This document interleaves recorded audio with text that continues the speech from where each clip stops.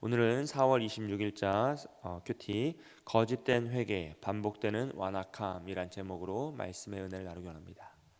오늘 말씀은 하나님께서 애굽에 내리셨던 일곱 번째 재앙과 그에 대한 바로의 태도와 반응이 나타나고 있는 말씀입니다. 일곱 번째 재앙은 우박의 재앙이었습니다. 우박이 하늘에서 막 떨어져서 많은 피해를 입히는데 그냥 우박만 떨어지는 것이 아니라 불이 붙은 우박이 막 떨어지는 거예요. 그래서 온 애굽 땅과 사람과 짐승과 밭의 채소와 나무가 피해를 입었다라고 합니다. 얼마나 놀랐겠습니까, 여러분? 마른 하늘에게 날벼락 떨어지는 것이 아니라 정말 큰 우박들이 막 떨어지면서 짐승을 죽이기도 하고 나무를 꺾기도 하고 온 밭의 채소와 곡식들을 다 상하게 하는 거죠. 심지어 불이 붙어 떨어지니까 얼마나 무서웠겠습니까? 그런데 특이하게도 일곱 번째 재앙은 이스라엘 백성들이 살고 있는 고센 땅에는 재앙이 임하지 않았습니다. 애굽인들이 살고 있는 애굽 땅에만 재앙이 임하였기 때문에 바로는 그 모습을 보면서 덜컥 겁이 났을 것이고 바로 모세와 아론을 불러 회개하며 용서를 구하고 있습니다. 그런데 바로의 회개에는 굉장히 재미있는 단어가 하나 붙었어요. 그것은 무엇이냐면 27절에 내가 범죄하였노라 바로 앞에 이번은이라는 것이죠. 이번은 내가 범죄하였노라 라고 하면서 회개가 시작됩니다. 여러분, 이 이번은이란 단어는 무엇입니까? 자신의 회개에 단서 조항을 붙이는 거예요. 이 전에는 잘 모르겠는데 이번은 내가 잘못하였다 라는 전제 조건이 붙죠. 그러므로 이 이후에 나타나고 있는 바로의 회개와 고백은 정말 참 회개, 진정한 회개가 아니라 단지 자신이 지금 겁먹은 이 어려운 무서운 이 상황을 모면하기 위한 처세일 뿐이다라는 것을 알 수 있습니다. 그럼에도 불구하고 바로가 회개하고 있는 이 모습은 굉장히 좋은 모습이에요. 우리가 배워야 할 만큼 완벽한 회개의 태도와 모습을 보여주고 있다는 것이죠. 27절과 28절 말씀 한번 보세요. 그는 자신의 죄를 인정하고 있습니다. 내가 범죄하였노라. 그리고 하나님을 인정하고 있죠. 여호와는 의로우시다. 자기를 부인합니다. 나와 나의 백성은 악하도다. 그리고 28절부터는 하나님의 도우심을 청합니다. 여호와께 구하여 이 우레소리와 우박을 그만 그치게 하라. 그리고 태도를 수정해요. 내가 너희를 보내리니 너희가 다시는 머물지 아니하리라 라고 하고 있어요. 그는 자신의 잘못을 인정하고 있고요. 하나님을 인정하고 있고요. 또 자신의 백성들과 자신의 악함도 인정하고 있습니다.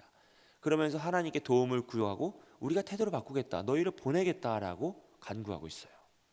하지만 그의 이 완벽해 보이는 이 회개의 모습 속에 없는 것이 있어요. 그것은 무엇이냐면 죄를 미워하는 마음입니다. 자신이 범죄한 것에 대한 잘못을 인정하지만 그 죄를 미워하고 경멸하는 태도가 없어요. 죄를 멀리하고자 하는 애씀이 없습니다. 결국 바로는 죄로 인한 형벌을 모면하기 위해 지금 이 처세술로 자신의 잘못과 하나님을 인정하는 척하고 있다라는 것이죠. 여러분, 우리의 삶에도 반복되는 죄악의 패턴들이 있습니다. 연약한 부분이 있어요. 모든 면에 모든 부분에서 반복되는 죄가 있는 것은 한 명도 없어요. 다 자기가 실수하는 부분이 있고 그 실수가 반복되는 부분이 있고 분명 잘못에 대한 회개를 해요. 왜냐하면 죄책감과 죄의 책망이 있으니까요. 그런데 삶의 태도가 안 바꿔지는 거예요. 마음의 태도가 안 바꿔지는 거예요. 미움에 대한 회복이 되지 않는 거죠. 용서가 안 되고 이 육체에 대한 범죄일 수도 있고요. 마음에 대한 범죄일 수도 있고 생각에 대한 범죄일 수도 있고 물질에 대한 범죄일 수도 있습니다. 각 사람이 연약한 부분에 따라서 우리는 계속 반복되는 죄의 동일한 패턴이 있다는 거죠. 왜 그렇습니까, 여러분?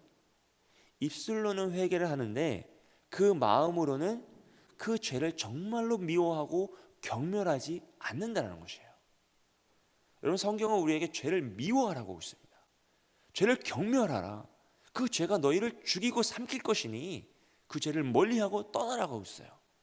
그런데 우리 안에는 그 죄를 멀리하고 떠나는 부분도 있지만 그렇지 못하는 부분이 남아있다는 것이에요.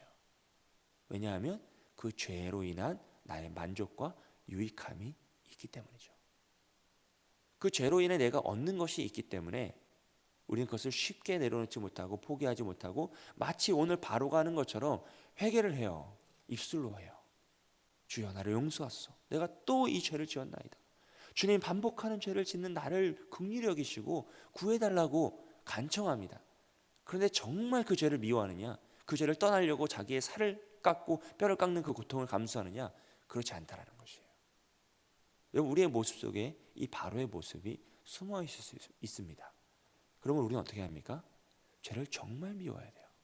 여러분, 작은 죄일지라도 그것을 타협하시면 안 돼요. 그 작은 죄가 결국 전체를 썩게 하고 우리를 죄의 노예로 만들어가는 것입니다. 그러면 우리는 어떠한 죄일지라도 특별히 우리의 삶 속에서, 우리의 마음 속에서 반복되는 그 죄의 패턴을 끊어내기 위해 각고의 노력을 해야 되고, 더욱더 죄를 경멸하며 미워하고 멀리해야 한다는 것이죠. 두 번째로 우리가 살펴볼 것은 바로의 회개에 대한 모세와 하나님의 태도입니다. 모세와 하나님은 바로가 진정한 회개를 안 하고 있다는 것을 알고 있었어요. 그것도 모세가 고백을 하잖아요. 그런데도 그의 응답에, 그의 요청에 반응해 줍니다. 그러니까 알면서도 속아주는 거죠.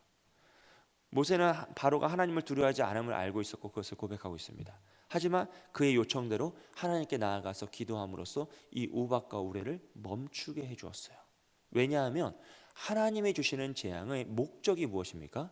멸망이 아니라 바로로 하여금 세상이 하나님께 속한 것임을 깨닫게 하기 위함이었다는 거죠. 바로와 온 세상들이 하나님이란 분은, 이스라엘 지키는 여호와 하나님은 그냥 동네의 지역에 속한, 나라에 속한 하나님이 아니라 온 세상 자연 만물을 통치하시는 진정한 신이시구나라는 것을 인정하게 하기 위해서 하나님께서 열재앙으로 애굽을 심판하셨던 것이기 때문이에요. 이 목적이 다르다는 거죠. 멸망을 위함이었으면 한순간에 쓸어버릴 수 있었다는 거죠. 하지만 하나님을 인정하게 하는 것이었기 때문에 하나님은 10번의 재앙을 통하여서 차츰차츰 그들을 무너뜨리시면서 그들의 고집과 아집과 완악함을 꺾어버리시더라라는 것입니다. 여러분, 우리의 삶에도 하나님의 심판이 임할 때가 있습니다. 하나님의 벌이 임할 때도 있고, 책망이 임할 때도 있고, 그것이 마음으로 올 때도 있고, 지식으로 올 때도 있고, 말씀을 통해 올 때도 있고, 사람을 통해서 올 때도 있죠. 하나님은 어떠한 방법으로든지 하나님의 뜻을 펼칠 수 있으시기 때문에 우리가 깨닫게 하기 위하여서 정말 수단과 방법을 가리지 않고 우리에게 책망과 벌을 내리실 때가 있어요. 근데 여러분, 그 벌의 목적은 무엇입니까? 우리를 멸망시킴이 아니라 우리가 회복되고 회개하기 위함이었다라는 것이죠. 여러분, 그것을 우리가 기억해야 합니다. 그래서 우리는 항상 하나님의 심판이 임할 때, 하나님이 왜 나에게 이러실까? 하나님이 어떻게 나한테 이러실 수 있는가라는 것이 아니라, 주여 나를 긍휼히 여기소서, 주여 나를 도우소서, 주님 내가 잘못하였나이다 라고 회개하며 회복을 향해 나아가야 한다는 것이죠. 우리가 어린 자녀들이 부모에게 책망받고 매를 맞아도 누구 품에 안겨 옵니까? 결국 엄마한테 맞아놓고 엄마 품에 안겨 울잖아요.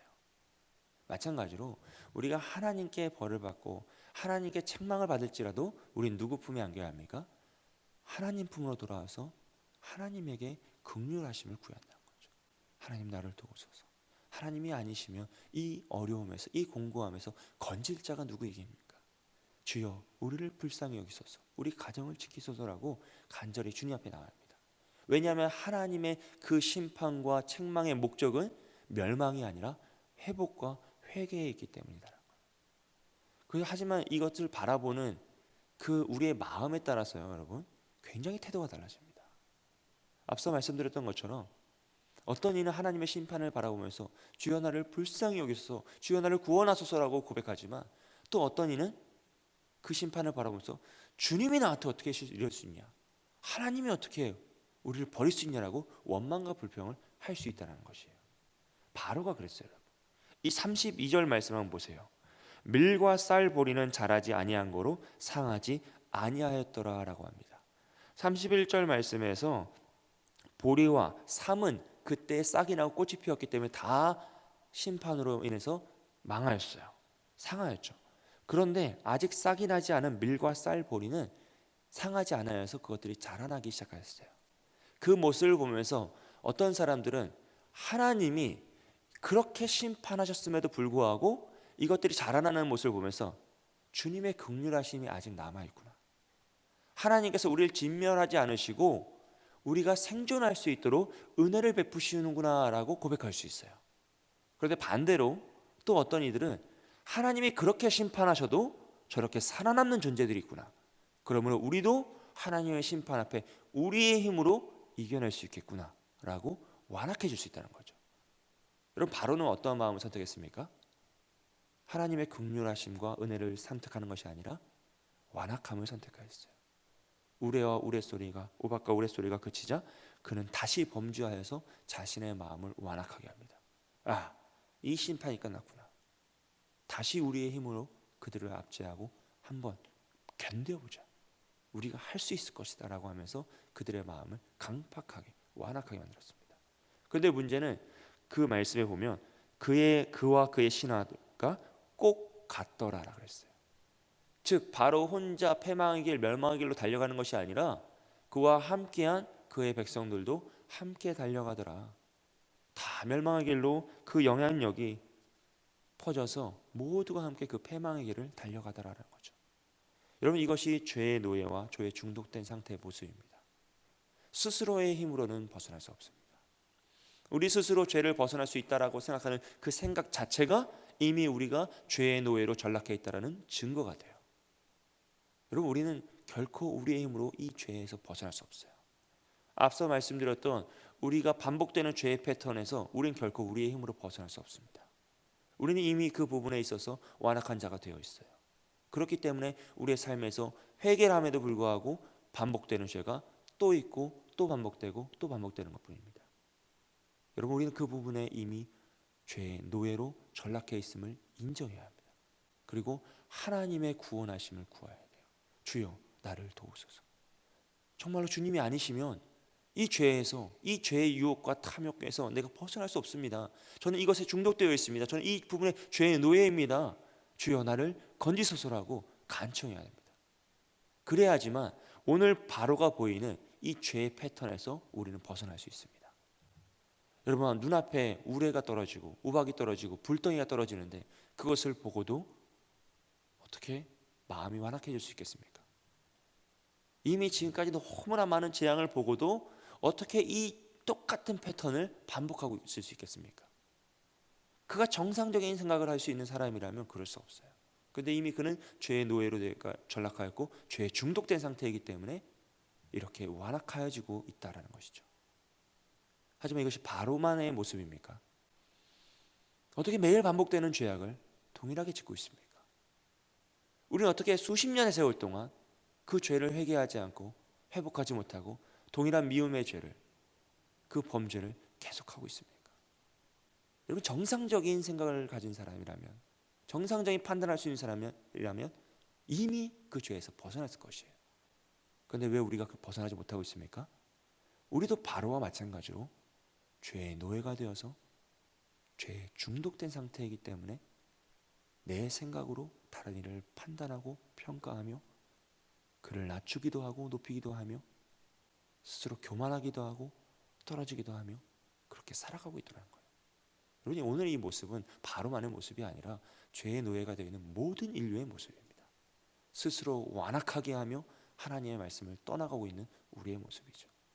벗어날 수 있는 길은 단 하나밖에 없습니다. 하나님의 긍휼하심과 은혜뿐입니다. 우리의 삶을 되돌아보면서 우리가 주님 앞에서 어떠한 모습을 가지고 있는지, 우리가 무엇을 진정 회개해야 하며 하나님의 긍휼하심을 구해야 될지 더 간절히 기도하시고 그 죄악에서 하나님의 도우심으로 말미암아 벗어나는 저와 여러분이 되시길 주님의 이름으로 축복드립니다. 함께 기도하겠습니다.